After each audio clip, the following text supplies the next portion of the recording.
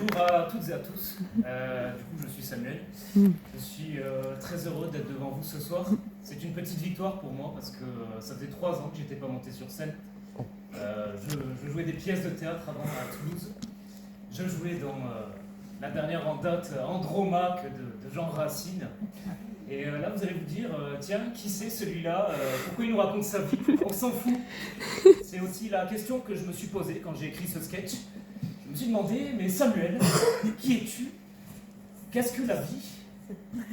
Et après ces 2 réflexions, messieurs, dames, je suis resté pendant 2 ans en dépression. C'était une période très compliquée de ma vie. J'ai voulu me suicider, mais j'ai réussi à me casser seulement 2 jambes. Dommage. Pardon. Je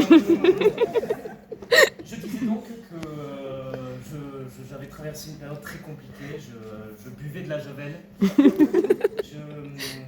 Je mangeais des cailloux. Je regardais Touche pas en poste avec Cyril Hanouna. Quand je dis que je regardais Touche pas en poste avec Cyril Hanouna, j'étais pas avec lui en présence. Je veux dire qu'il était sur le plateau de son émission et que moi je le regardais à travers ma télé se mettre des nouilles dans le slip.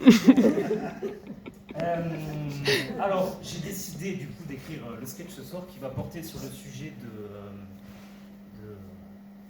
J'aurais pu être avec Cyril Hanouna en regardant son émission, mais s'il a été sur le plateau et que moi j'étais dans son émission, mais ça n'a aucun sens. Enfin si, ça a un sens ici pour un sketch, mais pour un replay, vous voulez faire une mise en abîme de moi dans son émission, de moi qui regarde son émission, avec un public qui nous regarde à nous et qui nous... Pardon. Quand je dis one, vous dites Mancho. One. Mancho. Merci d'avoir été réactif. Reprenons. Je disais donc que j'avais, après plusieurs mois d'écriture, de tracas et de réflexion, décidé d'écrire un sketch. Un sketch sur un sujet, vous allez voir, un petit peu intéressant et qui va vous surprendre. Un sketch sur les trompettes. En pensant à mon oncle Gérard qui adorait se faire souffler dans la... qui adorait jouer de la trompette, moi je me suis rappelé que pour un sketch, il faut d'abord parler de soi et de ce qu'on aime. Alors pour trouver l'inspiration, j'ai pris mon courage à 2 mains et j'ai décidé d'aller jouer de la trompette dans la rue. Ce que je vous rappelle, messieurs, dames, c'est qu'à ce moment-là, j'étais toujours en dépression et je shootais aux antidépresseurs. Alors, pas fou, j'ai pris un rail de coq et je suis sorti tout nu dans la rue. Et c'est quelques mois plus tard, en sortant de prison, une petite réflexion, vous allez voir, pas bête du tout. Tiens, Samuel, est-ce que c'était vraiment une bonne idée, ce sketch sur les trompettes? Surtout que je m'étais trompé d'orifice avec la trompette et que j'avais mis dans mon cul. Oui, je sais, la transition. Il faut que je travaille tout ça. Oh putain, Ce que vous allez me dire à présent, messieurs, dames, c'est comment est-ce possible de se mettre une trompette à cet endroit? C'est une bonne question. Je n'ai pas la réponse. Du moins, j'en ai une vague idée. Non, en fait, je sais. Vous vous rappelez quand je parlais de mon oncle Gérard tout à l'heure? On va dire que c'était pas un trompettiste très académique, mais que malgré tout, il m'a inspiré. Et expiré aussi, quand il mettait sa trompette dans les fesses quand j'étais petit, je soufflais dedans. Pardon, je disais donc que quelques mois plus tard, en sortant de l'hôpital psychiatrique, j'ai fait une nouvelle petite réflexion, encore une fois, pas bête, vous allez voir.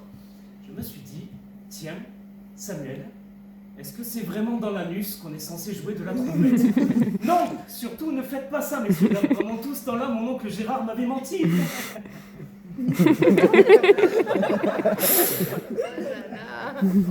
Bon, j'ai réussi à échapper à ce traumatisme de l'enfance et je suis un homme nouveau. Voilà. Et je suis le père d'un petit garçon de 4 ans aujourd'hui. Vous pouvez m'applaudir. Et j'ai mis cet enfant dans la cave. Et oui, parce que je suis dépressif, je vous rappelle, aucune femme ne veut me faire d'enfant. J'ai dû substituer à ça. Non, vraiment, je suis enseignant en Ariège aujourd'hui. Je suis en formation à côté de ma glorieuse carrière d'humoriste pour devenir enseignant. Et parfois être enseignant, c'est un petit peu substituer le rôle des parents pendant quelques heures. Ils sont 25 dans la classe. On n'a pas le droit de les étrangler. Je sais, c'est un petit peu violent pour tous les parents dans la salle, mais c'est ma manière à moi de décompresser. Voilà, on m'appelle maître. Quel honneur de se faire appeler maître par ces petits bouts de chou qui passent leur journée à déguster de la pâte à modeler. Et puis, je me suis fait une petite réflexion. Vous ne trouvez pas que les enfants aujourd'hui ont des prénoms de plus en plus particuliers? Je ne vous vois pas bien, mais au premier rang, est-ce que vous estimez avoir donné, par exemple, un prénom à votre enfant particulier? Non. Des prénoms simples, normaux, originaux. Moi, dans ma classe, j'avais un petit garçon qui s'appelait Granit. Je ne sais pas ce qu'était le projet des parents pour donner ce nom à leurs enfants. Allez-y, madame, poussez, poussez. C'est une fille, c'est un garçon? Non, c'est un caillou. Alors, je vais vous jouer une petite situation. On va rencontrer plein de prénoms très différents les uns des autres. J'étais dans ma classe avec petit Dimitri, un prénom simple et normal. Il a 4 ans et je suis enseignant en maternelle. Oui, Dimitri, c'est bien. Oui, c'est comme ça. C'est en gris l'éléphant. Alors, on a toujours tendance, quand on commence en école maternelle, à prendre cette petite voix mielleuse. C'est pas parce que je suis un garçon et que j'ai cette voix que je suis gay. Merci. Oui, Dimitri, c'est ça. Non, Dimitri, c'est pas en rose qu'on colorie l'éléphant. T'as déjà vu un éléphant rose, Dimitri? Roméo, attends, s'il te plaît. Merci, merci, Roméo. Dimitri, oui, un lion. Roméo, oui, bon, Dimitri, oui, c'est... Non, en vert, c'est pas la girafe. Est-ce que tu as déjà vu une girafe verte? Topaz, s'il te plaît. Oui, Dimitri, qu'est-ce que tu disais? Roméo, attends, je sais pas, Topaz. Non, immatricule, tu rejoins. S'il te plaît. Et Zayana, s'il te plaît, on ne met pas de la pâte à modeler dans la bouche de Tiercé Gagnant, s'il te plaît. Tiercé Gagnant, non, tu vois là. Non, mais ça, Roméo, attends, s'il te plaît, 2 secondes, Dimitri. Qu'est-ce que je disais? Crapaud, ça peut être très long, hein. Le crapaud, c'est de quelle couleur? Non, c'est pas en bleu. Roméo, s'il te plaît. Dimitri. Topaz, je suis en train de discuter, je te l'ai déjà dit. Rejoins Tiercé Gagnant, Goldorak, et immatricule, s'il te plaît. Roméo, non. Si, alors, qu'est-ce que je te disais? S'il te plaît, laisse-moi discuter. Tiercé Gagnant, non? C'est pas là-bas. Roméo, non, s'il te plaît, pas. Je m'en déchire. Mais en fait, tu vois, tu sais, moi